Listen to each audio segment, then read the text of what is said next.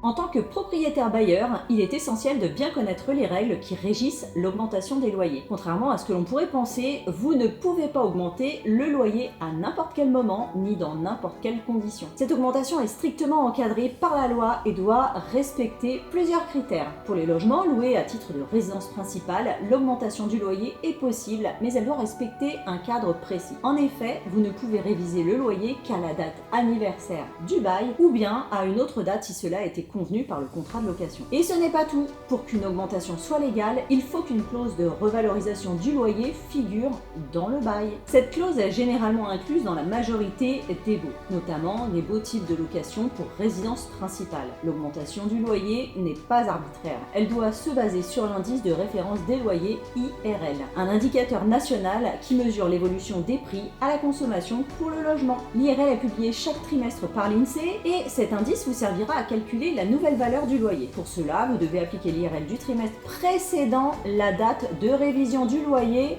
à l'ancien loyer. Cela vous donnera le nouveau montant, toujours dans la limite fixée par cet indice. Il existe des situations particulières où vous pouvez réviser le loyer en dehors de la date habituelle. Par exemple, si vous avez effectué des travaux importants qui ont amélioré la performance énergétique du logement, vous pouvez envisager une revalorisation anticipée du loyer. Si le logement se situe dans une zone à loyer tendu et que le bail a été signé avant le 1er août 2015, les ajustements peuvent être possibles. Si vous louez un bien en tant que location saisonnière, la situation est différente. Contrairement aux locations de résidence principale, les locations saisonnières ne sont pas soumises à des restrictions pour l'augmentation des loyers. Vous êtes donc libre de fixer le prix de la location à chaque nouvelle saison sans avoir à vous référer à l'IRL. En résumé, pour une résidence principale, l'augmentation du loyer est encadrée par des règles strictes. Vous devez respecter la date de revalorisation, utiliser l'indice de référence des loyers et vous appuyer sur une clause de révision incluse dans le bail. En revanche, pour les locations saisonnières, vous avez une plus grande liberté pour ajuster le prix. Besoin de plus de conseils?